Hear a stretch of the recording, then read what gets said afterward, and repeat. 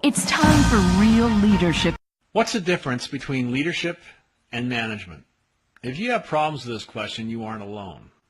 What's worse is that some think they know, but they don't.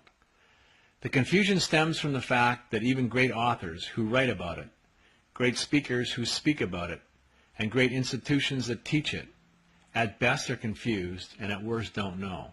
Many think that leadership is about influencing others and getting others to do what you want them to do. They erroneously think that leadership is about having power.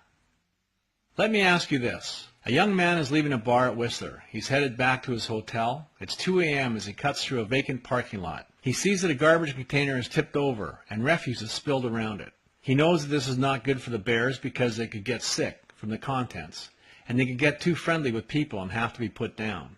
It's not good for the community because bears are wild and someone can get hurt. So without anyone watching, he goes over and cleans up the garbage and secures the can. Do you consider this to be leadership? There's not another soul to be seen, never mind to be led. If you say no, that this is not leadership, the good news is that you are not alone. However, this is leadership in its purest form, doing what you believe to be right, true, and good. Leadership is about doing the right thing, period. A leader looks to the future. A leader has vision. A leader has a set of clear beliefs, and he acts in accordance with those beliefs, regardless of what anyone might think, say, or do. Steve Jobs at Apple had a vision and not just a belief, but an obsession with keeping things simple. He didn't care what anyone else thought.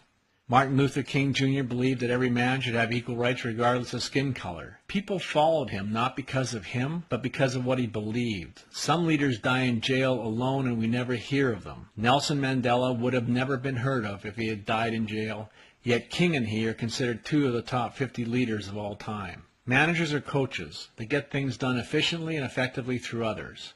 At the Interdependent Training Group, we call them mana coaches to clearly differentiate their special talents and characteristics from those of leaders. In order to get things done efficiently and effectively through others, you have to be good at influencing others, at teaching others, and at understanding others.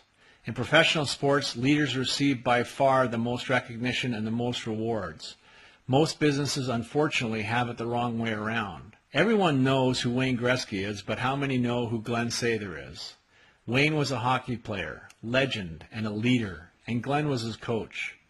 Through our research, we have proven over and over again that if you take a leader and put him in a position of a mana coach, you have less than a 28.2% chance of his team succeeding. In fact, in baseball, successful mana coaches who never played baseball have just as good of a chance at being a successful mana coach as those who are legends in playing the game. By the way, how did Wayne Gretzky do when he was a mana coach? He failed. Why? Because a leader and a mana coach are rarely the same people. If we don't expect eagles to swim like ducks, then why does business expect leaders to get things done efficiently and effectively through others? At the Interdependent Training Group, we help bring value to your business by helping you identify the leaders so they can lead, and we identify and develop mana coaches so they can get things done efficiently and effectively through others. In baseball, the mana coach sits on the bench and manages the leaders. This is the way it should be in business.